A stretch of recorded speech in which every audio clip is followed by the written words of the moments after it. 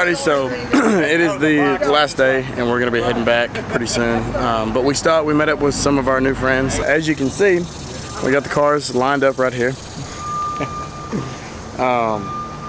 At nighttime, you wouldn't be able to tell the difference. You'd think it'd be the same color, but these two are not the same color. Over here, we got Arctic Blue.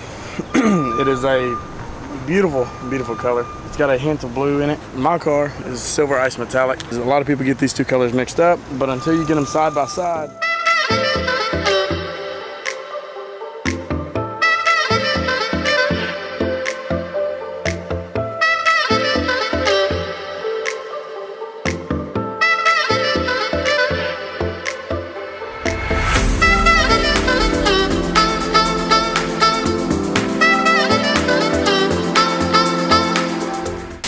my new friend Daryl, he owns that beautiful car right there. But if you don't mind, tell me a little bit about the car.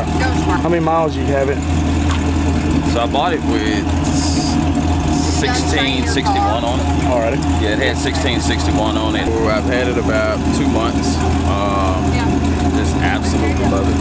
Oh yeah. Arctic blue, rare color. I mean, the color is what made me buy it. So, I mean, hey. It's everything that I was looking for. Yeah, oh yeah. Kind of compare the two, just kind of see how it feels, manual transmission versus auto. Yeah. So which one do you want to take out first? Doesn't matter. Doesn't matter to me.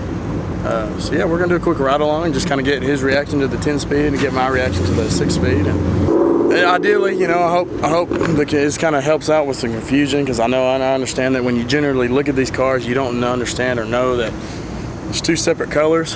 They're very similar, but very different at the same time. At night, you can't see it as much. Kind of hides, it blends in. But now it really kind of pulls it out. Oh yeah. Alrighty, we're gonna go for a quick drive. He's never been in the auto before, and he's never felt some of the shifts, how quick it is.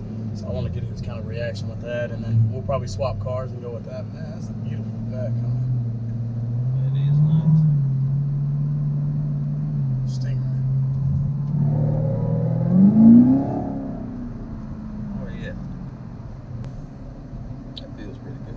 It's not too bad. What mode? Okay, I see you're driving in sport mode. Yeah, I normally keep it in sport, just because I like the feel of the steering wheel and the responsiveness. Right. Tour is okay, but I feel like it's a little too loose for my driving. Right. It's just me personally. But yeah, man, like once you get into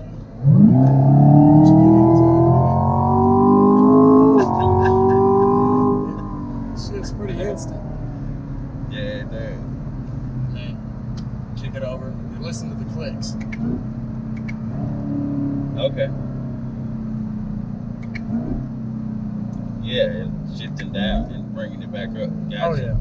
Oh yeah. That's pretty damn instant. Yeah, it is. That's another major reason why I wanted one. It's just, man, you can't beat the shifting in it. And I hate to say, but I feel like personally, just in my own opinion and driving it, I feel like the tune when it's in drive, when it's shifting on its own by the computer, I honestly feel like it shifts better and faster with the computer than it would in manual. Yeah, I could click it. Because, and the reason I say that is because at this time, when you pump it over manual, it's waiting for the signal to okay, next gear, okay, next gear. When it's in the you know, the computer system and it's in drive regularly, you know.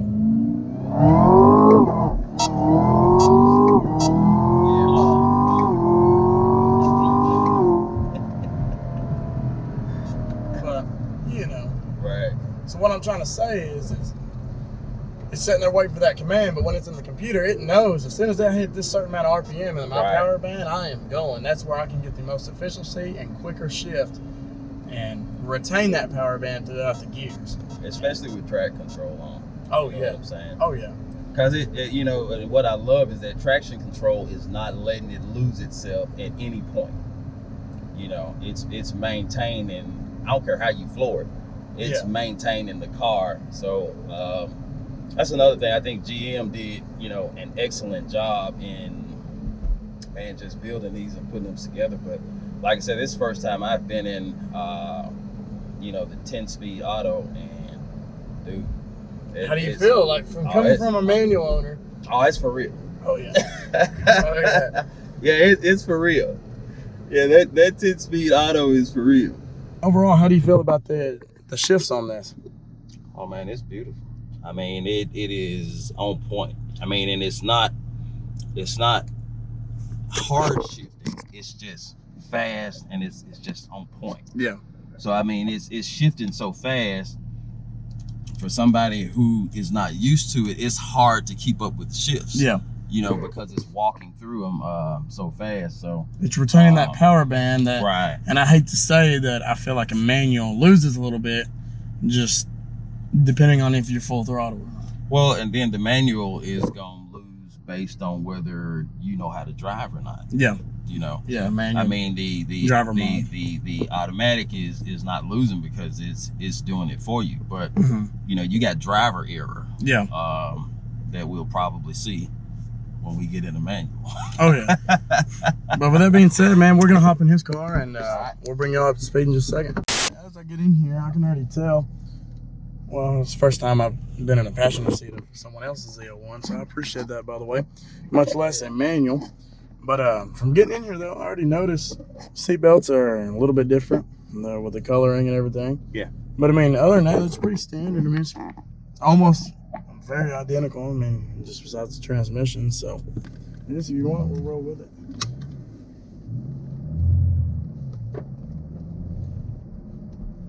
I do like that jerkiness, like that throaty feeling. Well, you know, I'm gonna tell you kind of more of a hardcore race car feeling. So I'm gonna tell you what made me buy the manual. I owned a '99 Pontiac Trans Am, the Ram Air edition. Oh yeah. 6. And was it a manual? No, I bought it automatic, and I just didn't have as much fun. Yeah. Playing with it. So I just said that if I ever bought another high-end sports car, yeah, that I wanted to be able to control it myself. So even with, you know, the understanding that the you know, manual is supposed to be a little bit slower than the automatic, I mean, still, I just love shifting my own gears. Yeah. So I mean, that's, you know, that's just one of my things, you know. But I mean, it does all right.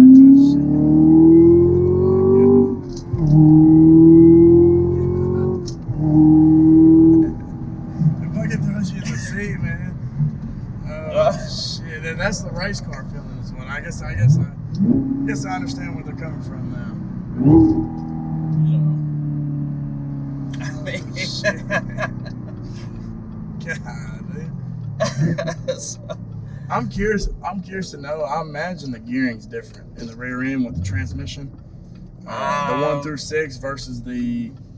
I honestly have no idea. I want to say it is. Don't quote me on that. I'll have to do some research and look that up. But a matter of fact, I put money it is, because you can't gear.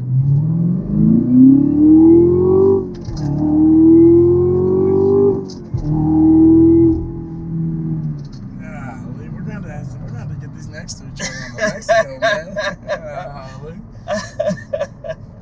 Yeah, we'll schedule a Mexico trip. That's a lot of miles, though. Yeah, we'll schedule a Mexico trip where you know, we can get them together and just take them down there and have some fun. Oh yeah.